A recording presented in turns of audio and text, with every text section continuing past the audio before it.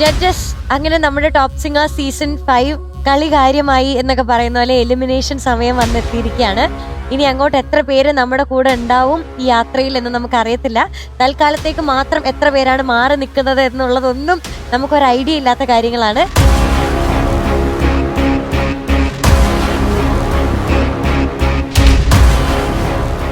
മിനൂട്ടി പറഞ്ഞ ആ വേർഡ് തന്നെയാണ് സത്യം, മാറി നിൽക്കുന്നത്. ഇതൊരു എലിമിനേഷൻ ആയിട്ട് ആരും കാണണ്ട.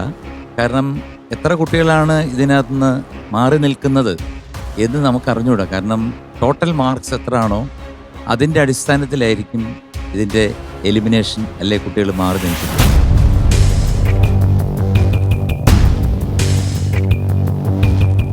അതുകൊണ്ട് ഈ വേദിയിൽ വരാനും പാട്ടുകൾ പാടാനും കിട്ടിയത് നിങ്ങളുടെ മഹാഭാഗ്യമായിട്ട് കണക്കിലാക്കുക.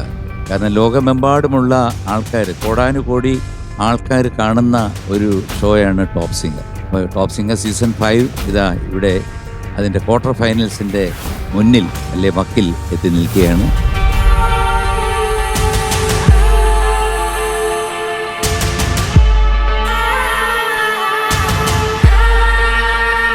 ഇനി നമ്മൾ ക്വാർട്ടർ ഫൈനൽസിലോട്ട് കയറുകയാണ്. അതിനു മുമ്പ് ആരൊക്കെയാണ് ഏറ്റവും കൂടുതൽ മാർക്ക് വാങ്ങിയത്, ആരൊക്കെയാണ് ക്വാർട്ടർ ഫൈനൽസിലേക്ക് പോകുന്നതെന്ന് നമുക്കിപ്പോൾ അറിയാം. അപ്പോൾ തൽക്കാലത്തേക്ക് ഇതിനകത്തുനിന്ന് പോകുന്നവർ അല്ലെ മാറ്റി നിർത്തപ്പെടുന്നവർ അവരൊട്ടും സങ്കടപ്പെടേണ്ട കാര്യമില്ല.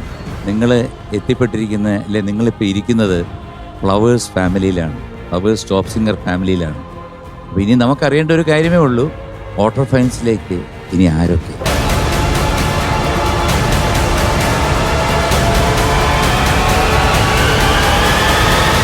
അത് എനിക്കറിഞ്ഞൂടാ, ഞങ്ങൾക്ക് ആർക്കും അറിഞ്ഞൂടാ. പ്യുവർലി മാർക്കിൻ്റെ അടിസ്ഥാനത്തിലാണ്. അവരെത്ര മാർക്ക് വാങ്ങിച്ചെന്നുള്ള കാര്യം എനിക്കറിഞ്ഞൂടാ.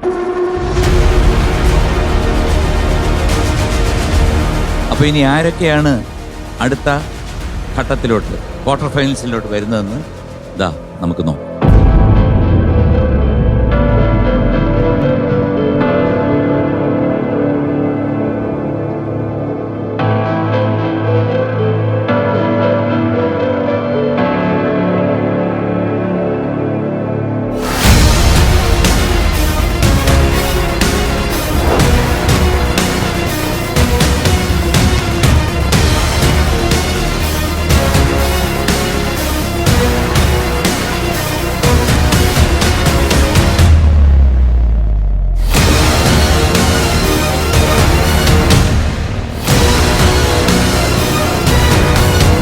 Devadarsh, Amek, Ishal, Arjitha, Nihara, Sreelakshmi, Akhila, Iris and ഋതുബീണ.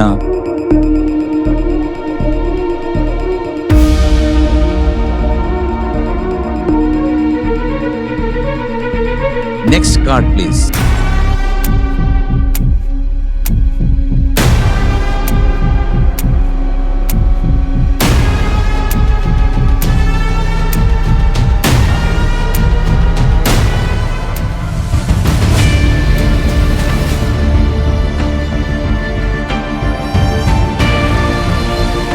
സെബമോൻ, Ansara, Gauthami, Aryan, Parvana, Devatheerth, Shivashankar Krishna and താൻ.